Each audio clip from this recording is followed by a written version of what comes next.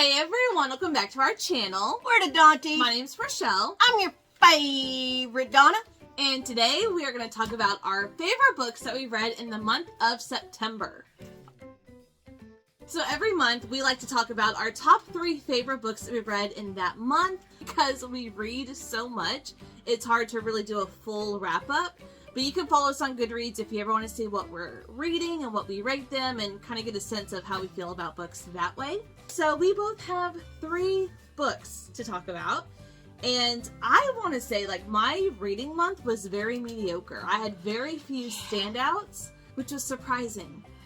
And mine was not as much as I usually read. Yeah. Of course, work was pretty busy. Yeah. And you were on vacation for a week. I went to Virginia for a week to stay with the girls. So, you know, I didn't read as much as I normally do because I was hanging out with the babies. So, yeah. But I think we chose some really good ones, and I've read all 3 of the ones that you picked, which is really fun. So, do you want to go ahead and start? All right. Bright Young Women by Jessica Knoll. Yes. I really enjoyed this one. It's about the girls that lived in the sorority house that Ted Bundy hit in Florida after he'd escaped from Colorado custody twice. Yes. And it's one of those sorority sisters. It's a story of her hooking up with somebody and trying to prove that Bundy was the one that did it and stuff like that. So it was really cool. I loved the way that they never said his name. Yeah. They never said his name. The closest they came was the defendant. And I like that. Because it's about the victims. Yeah, and it took me like halfway through the book to realize it was about Bundy, and it was only because you told me. And I was like, I was wondering why these names, these locations, this whole thing sounded very familiar. But I didn't put 2 and 2 together, that it's a fictional story based on real life events, which was really cool. I liked it too. Yeah. Yes, her face whenever I said, well, yeah, I love that they never said Ted Bundy's name, and the light bulb that went off. You saw it. I did. It turned on. It was like, hello. And she goes, he really did escape twice? And I go, yeah, he really did. That's crazy. But it was a really good read. The first book I want to talk about is The Liar's Girl by Catherine Ryan Howard, one of my favorite authors in the thriller genre. So this one is about a serial killer. And we're following this girl whose boyfriend at 19 years old in college is convicted of these canal killings. They call him the canal killer because he kills all of the victims in this canal. And 10 years later, the killings start again, but he's locked up. So she is reached out to come back to town and to help figure out what's going on. And I'm just going to leave it at that because it is really intense because you get the killer's perspective, you get the boyfriend. What I really enjoyed the most was the interrogation tapes. So we get to see, 10 years ago, him in the interrogation room and breaking down and confessing to these murders. But did he actually do them? This was really good. It was twisted. I really liked the very end. It was very surprising. It had a surprise twist that I didn't see coming. Of course, I hardly ever do. But I really, really enjoyed this one. All right, and the next one I want to talk about is right there.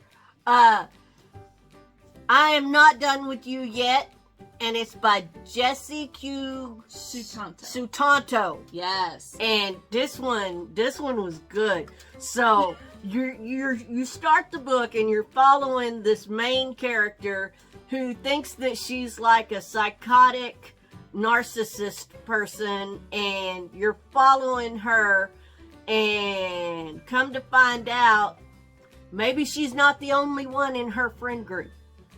And I'm not gonna say any more because it's really good. It's wild. And if you like unhinged women, this one is it. They're all unhinged. Like, it's not just one unhinged woman. Like, it is crazy. It is so good. I read it a couple of months ago whenever it first came out. So good and so unlike her Dial A for Aunties. Yeah, her comedic series, which I love those books, but this one is very, very different. Well, it still has the same ethnic background. Yes, but as far as like, it's not comedic. It's like, it's crazy. Yeah, there It wasn't is so any good. comedy in this one. No, but it was so good. The next book I want to talk about is called Alias Emma by Ava Glass. This is the first in a series. The second book just came out, and this is very short. It's like 270 pages long, but this was so fast-paced, action-packed, hold your breath, heart-pumping thriller. And this reminded me, like, I keep telling my mom about this book, and I told her, I said, if Jack Bauer and Sydney Bristow had a baby, it would be this book. So if you don't know who they are, Jack Bauer is from 24, and Sydney Bristow is from Alias, two really amazing TV shows from my late teens, early 20s that I was obsessed with. This gave me all the same feelings. So we're following this girl who just, like, graduated spy school, basically. Training, and her first assignment is to protect this doctor and get him like 10 miles away to this safe location, but the only thing is they cannot be seen on any CCTV cameras, and this is in London, and there's cameras everywhere. And the Russians are after him, and you get to learn about, like, why they're after him specifically. It's because of his parents and, like, the ties to the Russian government. And there's not a whole lot of politics. It's not politics heavy. Like I said, it's very similar to 24 or Alias. And it's really this girl's journey in trying to protect him and get him from point A to point B without getting killed. It was so good, so intense, and I loved how this book ended, and I am very excited to get my hands on the second book. And the one I gave 5 stars this month that has caused me to go on a binge of all of the backlist titles. They're all in my Libby saved, waiting to come to me. But Ruth Ware, The Turn of the Key. Yeah. This was really good. This was so good, and it's mainly told in letters to a lawyer. Yes. And you get the whole story of what happened and what went down from this girl telling her lawyer, or the person she wants to be her lawyer, to get her out of jail for a crime that she didn't commit. And it's really, really good. You get to learn the entire story just through these letters that she's telling to this lawyer. Yes. And it was the best. And the twist at the very, very end, like the last couple of pages, when you read it, I was like, okay, just keep reading. Like, it may sound like very every other thriller is like this. You have a housekeeper, maid, babysitter who works for this family. Someone ends up dead and it's blamed on her. Like, it's very run-of-the-mill. But the twist at the end, when you read it, she gasped out loud. Which is something I tend to do every time I'm surprised, which is quite often in thrillers. But I remember seeing you read it and just, what? So good. This is, I've read like 3 or 4 of her books now, and this is so far still my favorite. So far, I've read this one and The Death of Mrs. Westaway. I enjoyed that one as well. Gave it a 4. You read The It Girl. And The It Girl. And In a Dark, Dark Wood. Oh, I've read more than I thought. Yes. So the last book, oh my gosh. It's a horror book, which I thought is very fitting considering we're coming into October, spooky season. And this is my 3rd book by this author. Now, her horrors aren't really horrifying. They're more like, have some horror elements to them, but they're not scary books. I read Cackle by Rachel Harrison before, and then Such Sharp Teeth, which were both very good. I really enjoyed them both. So I was kind of expecting the same thing with Black Sheep. Her brand new release for this year just came out, and this one is like by far my favorite. One, it's about a cult. Okay, so I have let it be known that I really love cult stories. I actually read 3 cult books this month, 2 nonfiction, and then this one. And this one was by far the scariest from this author. Now, it's still not scary, like really horror-like, but it had a lot more of those scary elements because it involves a cult. And I'm not going to say what cult it is, because it doesn't say it in the description of this book, and whenever it is revealed, like, it made me gasp, like, what? It So was is so this like good. the one about the bright young women? It's about a real I'm events? sure. I don't know. But we're following this girl Vesper who was brought up in this very strict community, and at 18 she decides to leave the community.